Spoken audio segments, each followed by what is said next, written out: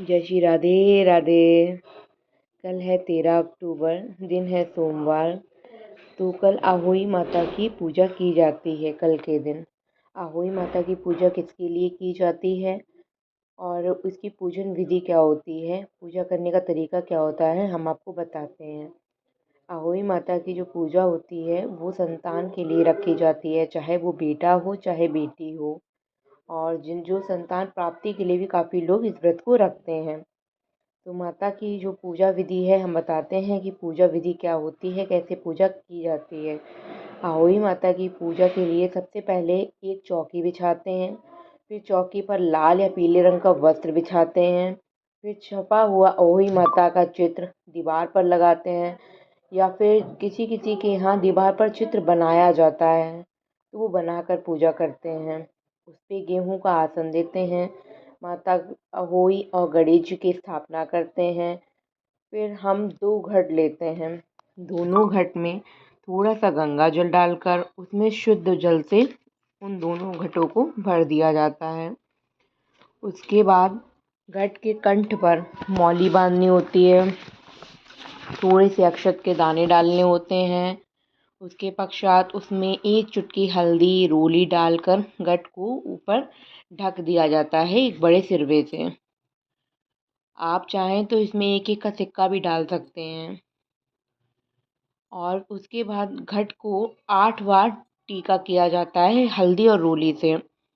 इसके पश्चात एक के ऊपर एक घट जो होता है ढककर रख दिया जाता है, और जो ऊपर वाला घट होता है उस पे मीठे पुए और पूड़ियाँ बनाकर रखी जाती हैं।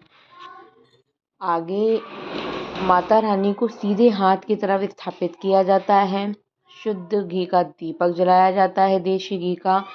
भावपूर्वक सभी को स्नान कराते हैं। स्नान कराने के बाद सबसे पहले गणेश जी को जनेऊ चढ़ाते हैं, फिर माता आहोई को लाल चुनरी उड़ाते हैं और मौली पहनाते हैं। इसके बाद सभी को तिलक लगाते हैं। उसके बाद फूल माला चढ़ाते हैं। फूल माला चढ़ाने के बाद गणेश जी को भोग लगाते हैं। फिर माता आहोई को बताशे का भोग लगाया जाता है। भोग लगाने के बाद माता रानी को श्रृंगार का सामान या साड़ी अर्पण करते हैं। उसके बाद घर में जो कुछ भी सात्विक भोजन बना हो, यानी बिना प्याज लहसुन का, वो माता रानी को भावपूर्वक भोग लगाते हैं।